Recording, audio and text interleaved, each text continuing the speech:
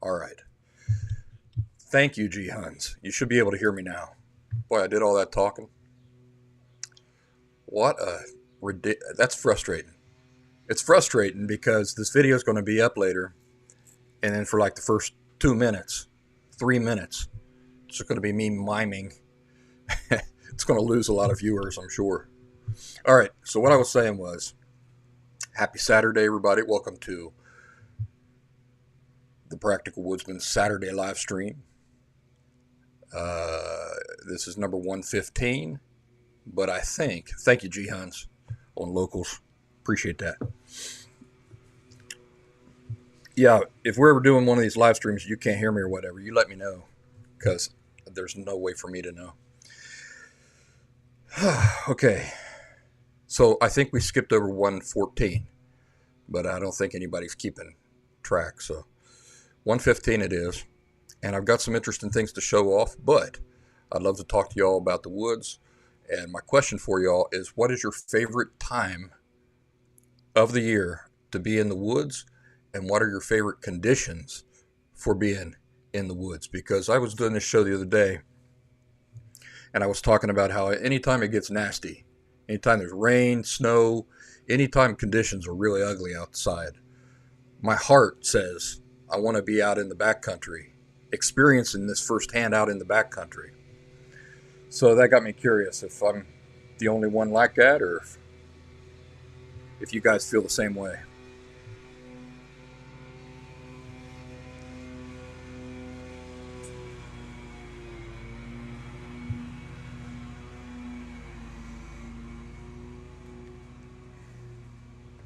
It's grass mowing day here, so everybody in the neighborhood's mowing their grass.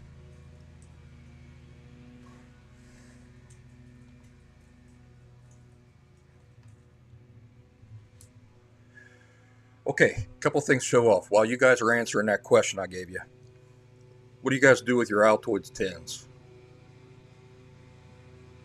Hang on.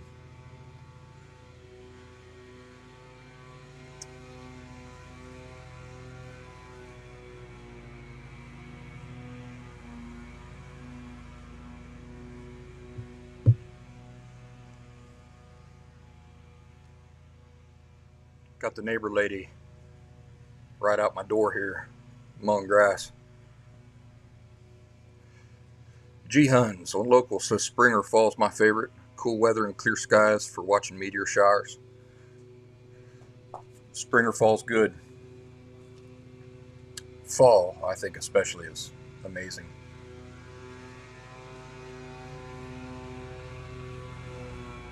Tell you what, can you guys hear that lawnmower?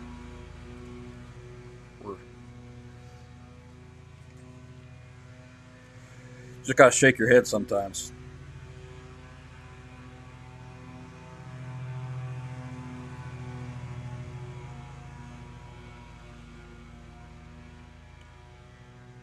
I'm just waiting for her to get away from my door for a second.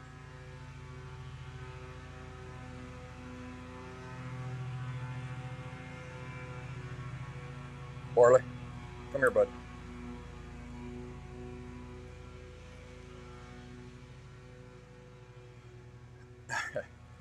Here's Emerson. Okay. Jihan says that it can be heard on the microphone, but it's not overwhelming. Well, that's good. You know, have you ever been like, have some kind of emergency or something? Like you got to get a jacket off, or you got to get something off the wall, or you got to go somewhere, or, there's this emergency. And you go to grab something, and it catches on something else in a way that you say to yourself, I could sit here all day just trying over and over and over again to try to make that happen, and it would never happen. I mean, I have a better chance of winning the lottery than making that happen, but it happens when you don't want it to happen, or when you really need for it not to happen, a thing like that happens. Well, it's kind of like this mowing. There ain't been nobody mowing all day long. And I sit down and do this live stream, and suddenly they don't only want to mow, they want to mow right there by my door. It's just unbelievable. You, it's just so unfreaking believable. All right, well, let's talk about these Altoid cans. What do you guys do with these Altoid cans? Let's see some. Jack Bourne says nothing like a live stream to bring out the leaf blowers and flyovers. Boy, ain't that the truth? That is the truth. Yeah. Well, at least we don't have any streakers in the background or anything like that. All right, let's hear some of you guys. What do you do with these Altoids tins? Because I got something. I don't want to come across to you all like a salesman. I really try to avoid sounding like I'm an infomercial for these companies on Amazon and stuff. But they do send me things, and often they send me some really cool things. And recently they sent me something cool that I wanted to share with you. That involves these Altoid cans. And I've used these for sewing needles, fishing line, and things like that in the past. You know, pointy things you don't want to get lost. Ferrocerium rods, strikers, that sort of thing. Altoids tins are good for that. Well, I wanted to show you that Amazon sent me these inserts. These are rubber silicone inserts. Char cloth, okay, good use for them. Altoid tins good for char cloth. Yeah, I have made char cloth with these Altoid tins before, very simply. But yeah, Amazon sent me a pack of 4 of these, and these are specifically made for these Altoid tins. So in my tin that I use for sewing and emergency fish kit, there's no organization in there whatsoever. Everything just flies around. You know, I have to stick some cotton balls in there sometimes to keep everything from banging around. But anyway, look how beautifully those inserts work in that Altoid tin. And they fit in there really nice and snug, so they don't come falling out. But if y'all are interested in something like that, I'll provide a link after this live stream to show you where you can get these. And they're really well made. They don't fall out of there once you get them in there. They fit nice and snug. And so I'm thinking about transferring my fish and sew kit into an Altoids tin like this with one of these inserts. These, I don't think you can tell, but those are quite deep. Those go in there quite deep, so they can fit quite a bit. You could take easily, 1,000 feet of fishing line, roll that up in there, and that'll fit nice and snug in there. Get some fish hooks in there and stuff like that. So maybe some sewing needles. So if y'all are interested in something like that, later I'll provide a link for these Altoid inserts. I think they're a great invention. They're real nice, well made. So that's one thing. Again, I don't want to sound like a salesman or anything like that, so I avoid sometimes showing off some of the cool stuff they send me. But then I think, if it's a good product, and especially if it's a good deal, then it's worth sharing. So I hope you guys will forgive me if I do come across every once in a while like I'm selling stuff. My interest is not selling stuff. I don't get anything from it. But I do like sharing cool stuff. All right, next up, Baofeng. The Baofeng model BF K63. BF K63 Baofeng Radio. I don't know if I've already showed these off.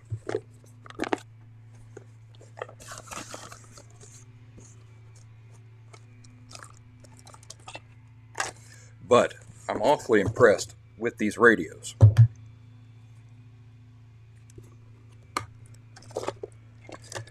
These are full-featured radios.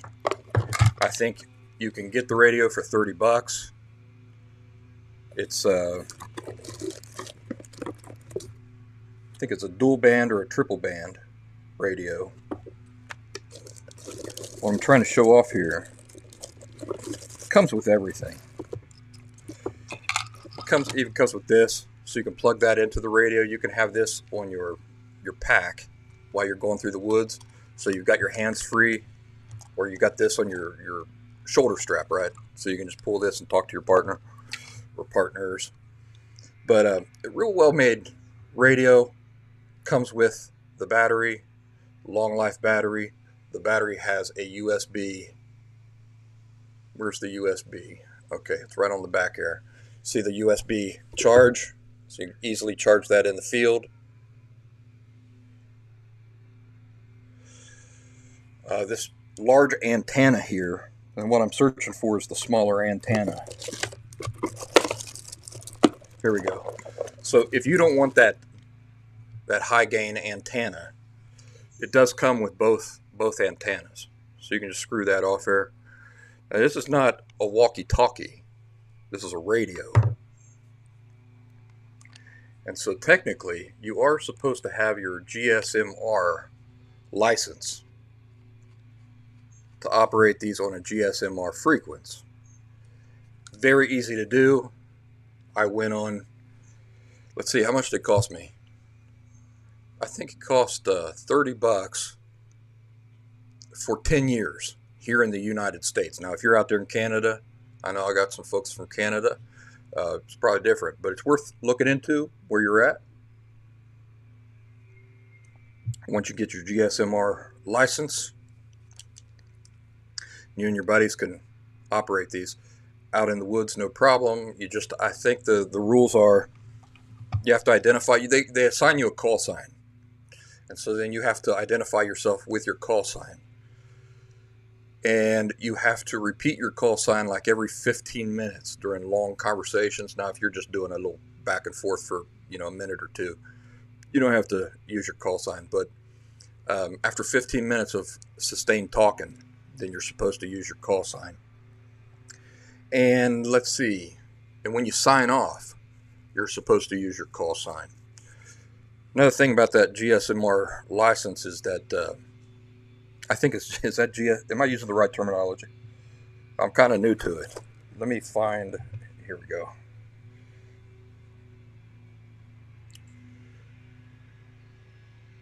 Radio.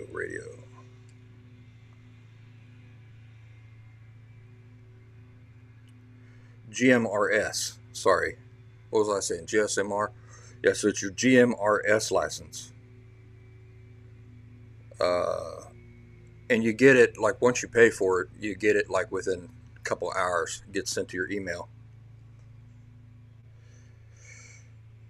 It's good for 10 years. Doesn't have to be renewed for 10 years.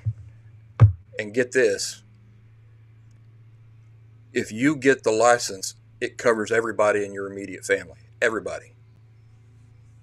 Anybody in your family is covered by your GMRS license. Am I saying that correct again? GMRS, yeah. General, I can't remember what it stands for.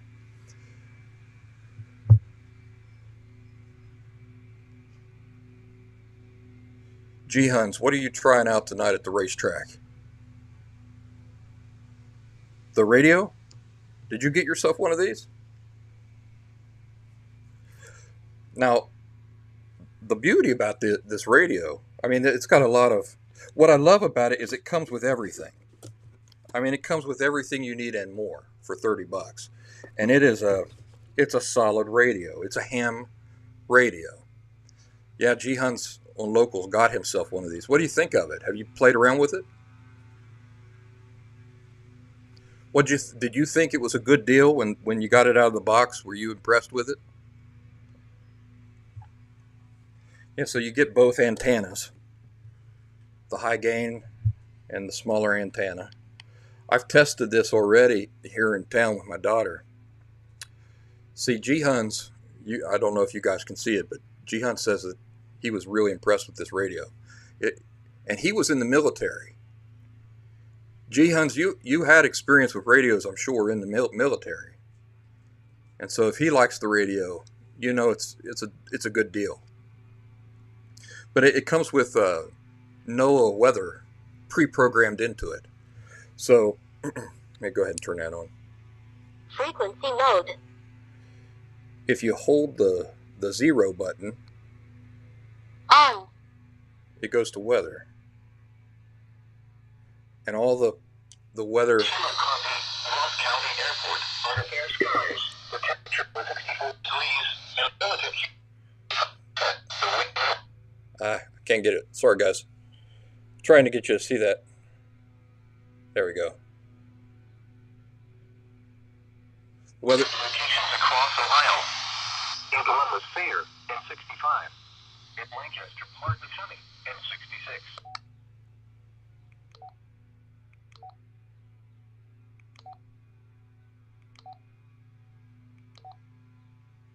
It's got 10 of them. G-Hunt says it's a good deal. It is a good deal. Fair and 64. Once again at 2 p.m. at the Chima County, Ross County Airport, it was 64 degrees under fair skies. Okay, so it's got that pre-programmed into it, so that you can't beat this deal. If you want to have like, if you're used to carrying like a small weather radio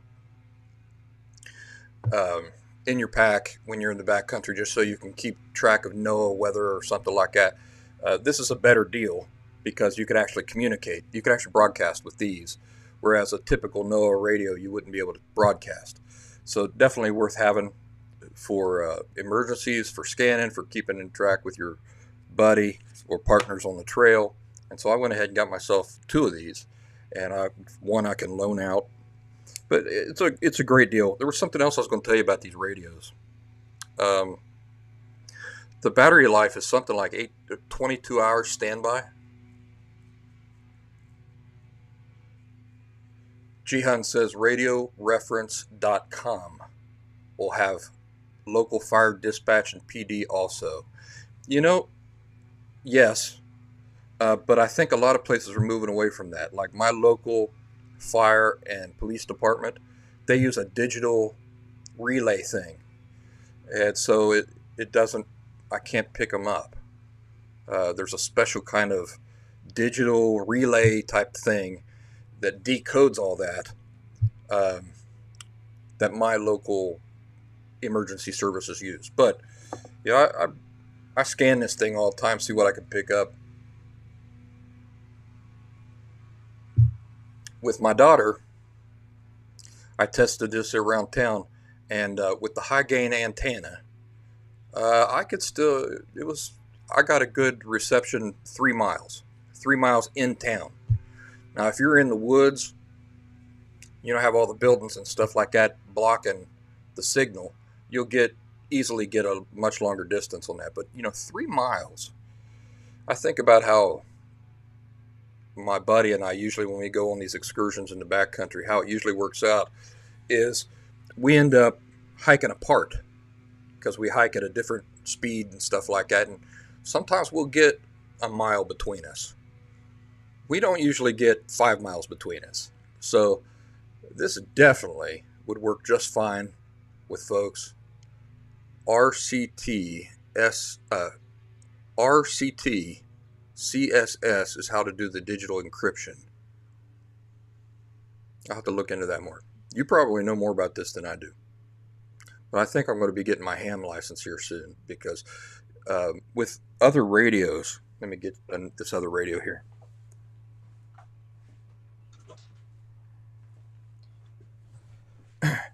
I've usually found other radio styles to be confusing. It's the way they're laid out and everything, and seem kind of overwhelming for a person who doesn't have any history with ham radios or these radios. So I bought this a couple years back. There was a good deal on it. I bought it, never really learned it, but when this come, it's so kind of user friendly that it was easy to start learning the basics of radio. So I'll try to include the link to these radios also down in the description after this live stream is over, if you guys are interested in this model of radio. Let's see. G-Huns, anything else we want to say about these radios here? I think it's just a fantastic deal. Now, I will say that the second one I ordered had a quality control issue. When it come in the mail, it was turning its own self on. So there must have been a short here in the power button. So I had to send it back, but I got the replacement the very next day. So it wasn't that big of a hassle. You'll get much longer range on these things than you will like on a walkie-talkie, like a family band walkie-talkie. So worth considering these radios. Like I said, G-Huns on locals is the guy who probably you want to talk to about these even more so than me, because I'm just kind of getting a hang of them. All right. Moving on. Do y'all recognize this? Some of you might, some of you might not. You see what I got in there? You see those silica packets? Silica gel packets? 145.8 is the International Space Station, G-Hun says. 145.800. International Space Station. Oh, can you pick that up on your handheld? G-Huns, have you been able to pick up the space station on just this?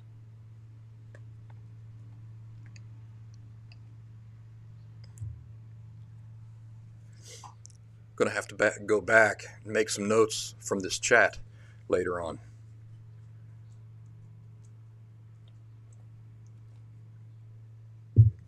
I'll tell you, for those just starting off, or for those who radio seems like a foreign language, let me tell you this. When you get these radios here, you can download a chart for which frequencies are safe for you to broadcast on with your GMSR license. It's really that simple.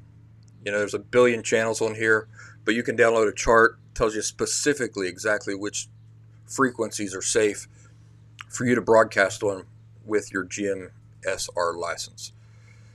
And that's all you got to do. You just got to remember them, keep it in your wallet or something like that, your billfold, or keep a note of it on your phone. I have it saved on my phone. So, and also you can just pre-program those channels in there so that you're always on those channels. So G-Huns has got a lot of good recommendations for how you can make the most out of those radios. I'm mostly just going to be using them for weather and like a walkie-talkie. All right, so back to this. These are my acorns from last season. Are they still good? Yep, they're still good. You remember I roasted those? And I've still got acorn flour too that I've been cooking pancakes and stuff like that with. But I'm so proud with the way these turned out. I roasted these, salted them. And if you ain't seen that episode of where I worked with these acorns, go check the video library. That was a lot of fun. That was last fall, early fall. And they're still as good as could be. I just keep them in this airtight container. Now I can make my acorn coffee with it too. I just kind of snack on it as I go, make coffee from time to time out of it. I used half for those things, and then I used the other half for acorn flour, and I love it. I will tell you, if you decide to collect acorns and harvest your acorns,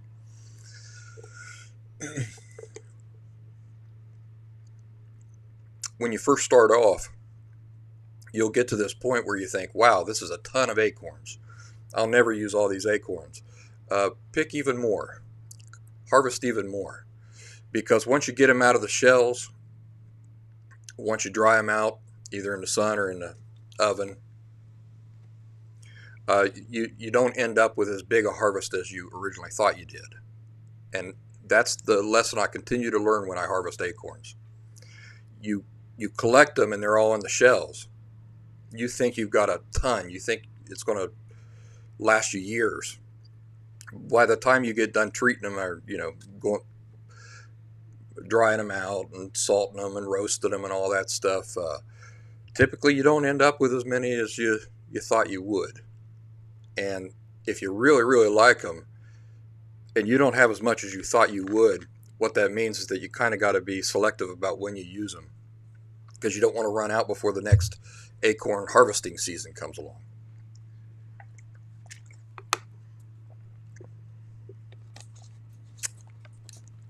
All right. Since in this latest episode of Practical Woodsman I was showing off some cooking, how about if I show you my basic utensil cook set here? This is from Hide and Drink off Amazon. Just a canvas pocket thing. It's actually hey, leave the birds alone. Barley, leave him alone. He wants to go out there and eat those birds. I told him we're going to get out here in the woods soon. I'll let him eat all the birds he wants, but the birds here around the house I want him to leave alone. So yeah, this is just like a tool thing, and I keep everything in this. Roll it up, goes in my backpack. I can do all my cooking in this. Let's see if I can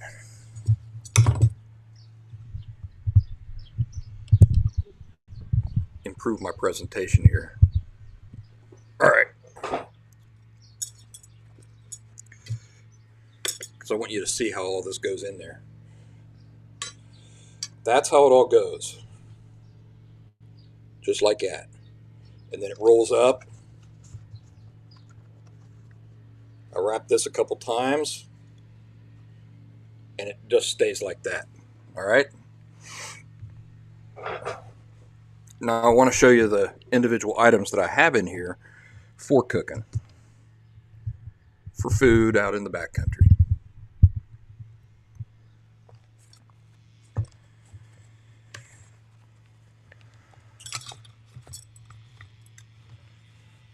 First thing is this wooden ladle. I know. A lot of people say ladle. I say ladle. You say potato. I say potato. Or tater.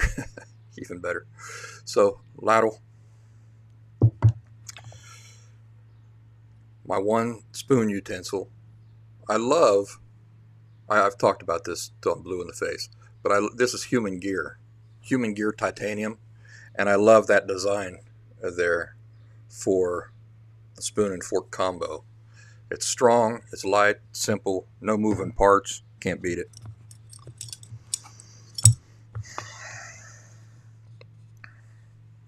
Dollar store, Dollar Tree, got that for 99 cents. This was back when the Dollar Tree things really did cost $1. I don't think they do anymore, but bamboo. And then what I do is I carve down the end here, because that comes pretty blunt. The end does. You can see that I've carved that with my knife to get a finer edge on that spatula. I like wood because wood doesn't, microbes don't thrive on wood. So if you're dealing with food and stuff like that and you want to ensure that you don't have a surface that breeds a lot of bacteria and those sorts of things, go with wood. It's a lot better than plastic.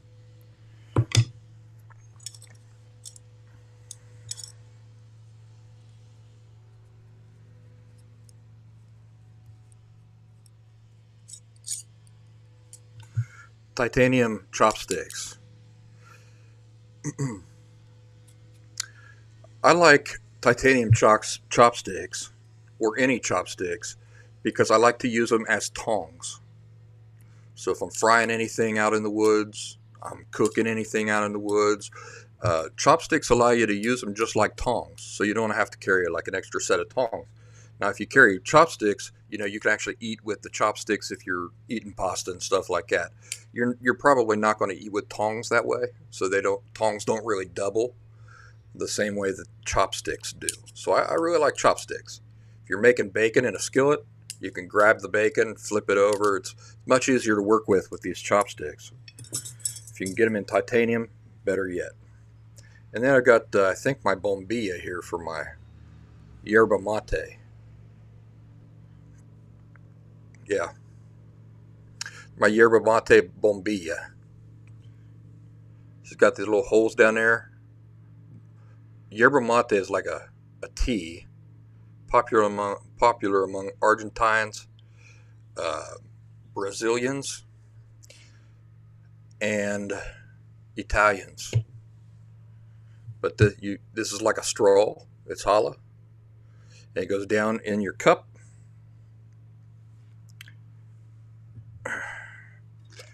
And then you put the herb all on top of the tea, and then you drink out of that.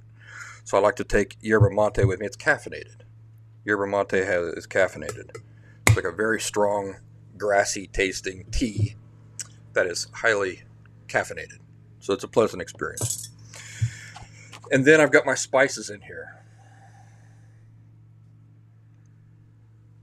And I like to use, I used to use like these multi-chamber spice rockets and spice missiles and stuff. I've given those up, and I much more prefer using these little, I think they're 1 ounce little plastic things here.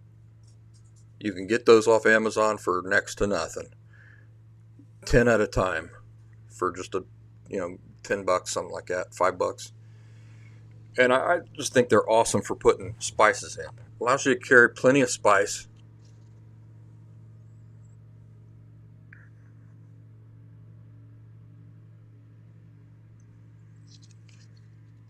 They're robust. They can really take a lot of abuse. And so that's what I use for my spice kit there.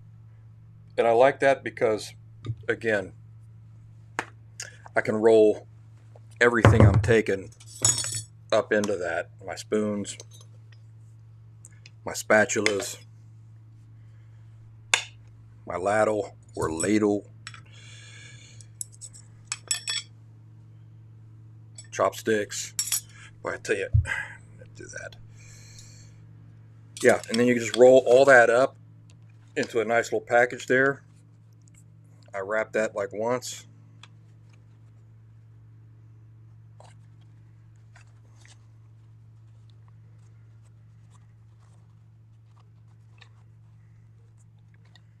There you go. Stays nice and compacted in your pack. So there's another idea for you.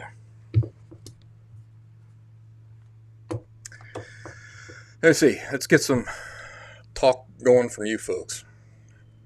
I'm doing all the talking. I have one more thing to show off, but I'll wait. I'll wait to show it off. To get some more conversation going. I feel so out of practice for these live streams.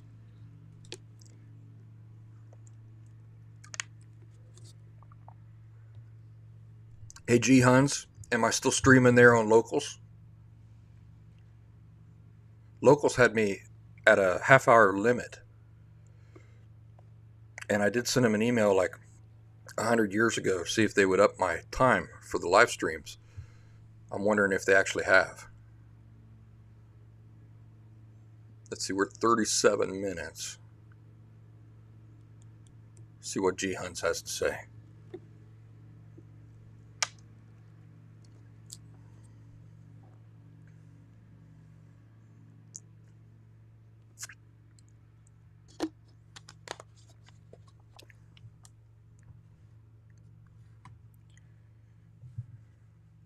I'm going to go on there.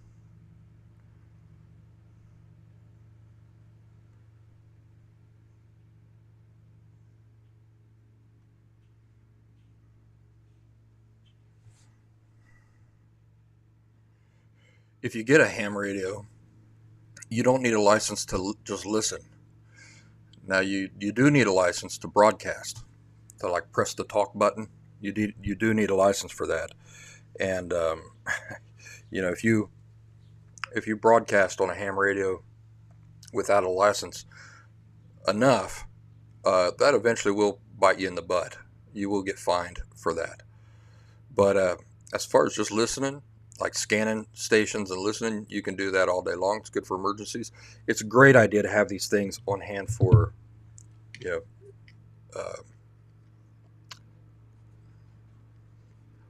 poo hitting the fan situations and stuff like that, natural disasters. Really good idea to have some of these in stock.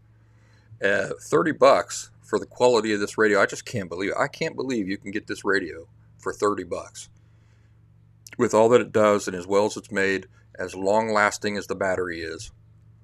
I just can't believe it. Now, granted, if you buy two of them, that's $60, a little bit over, almost $70 with tax and everything. But still, that is a pretty dadgum good deal for a radio that does as much as these radios do. I'm still waiting to see if Jihan's on locals is there. If I'm still broadcasting on locals. Looks like there's a couple people there.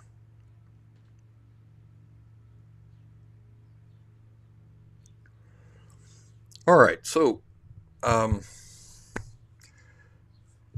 don't feel like we've ever really found our stride on these live streams, and it's because I haven't been super consistent with them.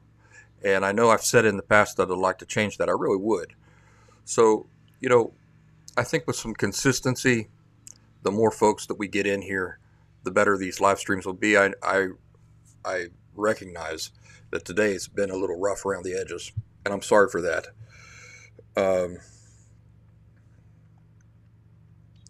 But we'll figure it out. We'll figure it out moving forward.